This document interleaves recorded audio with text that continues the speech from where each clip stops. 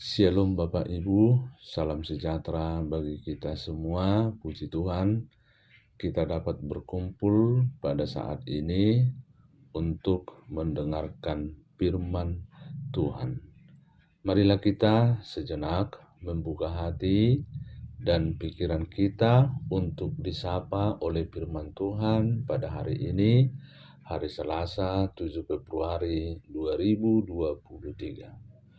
Bapak Ibu yang terkasih, sebelum kita menerima firman Tuhan, marilah kita terlebih dahulu bersekutu di dalam doa. Kita berdoa. Ya Tuhan Allah kami, segala puji dan syukur kami persembahkan atas segala anugerah-Mu, berkat-Mu yang telah Tuhan berikan kepada kami, sehingga kami Tuhan dapat memperoleh kesehatan, sukacita, dan damai sejahtera hingga pada saat ini. Kami akan mendengarkan firman-Mu, bukalah hati dan pikiran kami. Dalam nama anak-Mu Tuhan Yesus Kristus kami berdoa dan mengucap syukur. Amin. Firman Tuhan buat kita tertulis di dalam kitab Yehezkiel pasal 16 ayat yang ke-9. Aku membasuh engkau dengan air untuk membersihkan darahmu daripadamu, dan aku mengurapi engkau dengan minyak.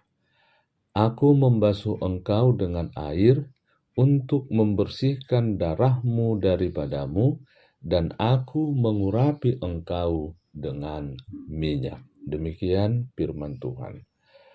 Saudaraku yang terkasih, kita sering mendengar ungkapan kacang lupa kulitnya. Ungkapan ini menunjukkan bahwa seseorang yang dari sejak kecilnya dipelihara dengan baik, lalu kemudian ketika sudah jadi orang berhasil, maka dia dengan mudah melupakan jasa-jasa orang yang dulunya memberikan kontribusi penting kepadanya. Gambaran yang sama menimpa bangsa Israel, khususnya dalam hubungannya dengan Tuhan. Bangsa yang ditindas di Mesir, tapi Tuhan dengan kasih-Nya melepaskan mereka dan menjadi bangsa yang besar, menempati tempat yang sangat baik, tempat yang penuh susu dan juga madu.